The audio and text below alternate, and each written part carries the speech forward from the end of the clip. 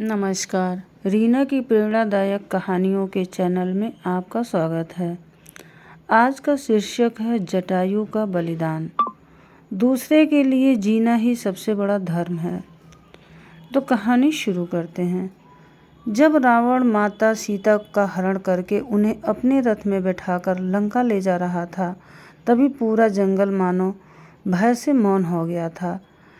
किसी में इतना भी साहस नहीं था कि रावण को रोक सके। लेकिन उसी जंगल में एक वृद्ध पक्षी रहता था, जटायु। जटायु अब बूढ़े हो चुके थे। उनके पंख पहले जैसे शक्तिशाली नहीं रहे थे। शरीर कमजोर था, लेकिन हृदय में धर्म की अग्नि अब भी प्रज्वलित थी। उन्होंने देखा कि एक असहाय स्त्री सहायता के लिए पुकार रही है। जटायु जानते थे कि सामने स्वयं लंका का पराक्रमी राजा रावण है। वे यह भी जानते थे कि इस युद्ध में उनकी जीत लगभग असंभव है। फिर भी उन्होंने मन में कहा, यदि मैं अपनी शक्ति बचाने के लिए चुप रह गया तो मेरा जीवन व्यर्थ है। दूसरों की रक्षा के लिए जीना ही सच्चा धर्म है।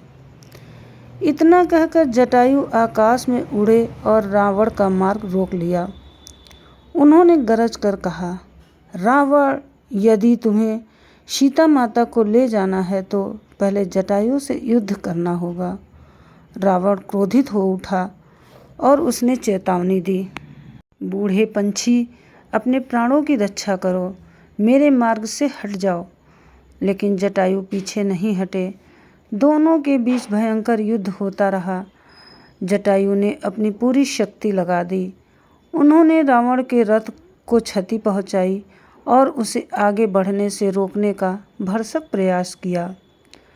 कुछ समय के लिए ऐसा लगा मानो सत्य असत्य के सामने डटकर खड़ा हो गया हो। पर अंततः रावण ने अपने शस्त्र से जटायु के पंख काट दिए। जटायु घायल होकर धरती पर गिर पड़े। रावण सीता माता को लेकर आगे बढ़ गया। कुछ समय बाद श्री राम और लक्ष्मण सीता की खोज करते हुए वहां पहुंचे। उन्होंने घायल जटायु को देखा।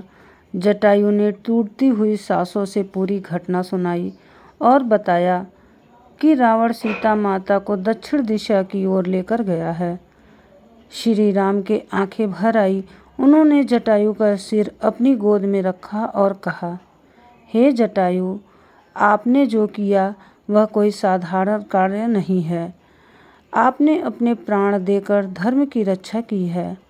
आज से आप मेरे लिए पिता के समान हैं। कहा जाता है कि श्री राम ने स्वयं जटायु का अंतिम संस्कार किया और उन्हें सर्वोच्च सम्मान दिया। जटायु युद्ध नहीं जीत पाए, लेकिन उन्होंने संसार को यह सिखा दिया कि जीवन की महानता उसकी लंबाई में नहीं बल्कि उद्देश्य में होती है। आज भी जब हम किसी अन्याय को देखकर चुप रहते हैं, जटायु हमें याद दिलाते हैं, दूसरों के लिए खड़ा होना ही सच्ची वीरता है।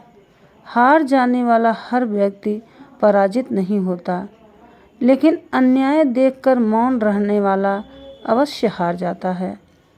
कभी कभी जीतने वाला नहीं बल्कि सही के लिए खड़े होने वाला इंसान इतिहास में अमर हो जाता है। धन्यवाद।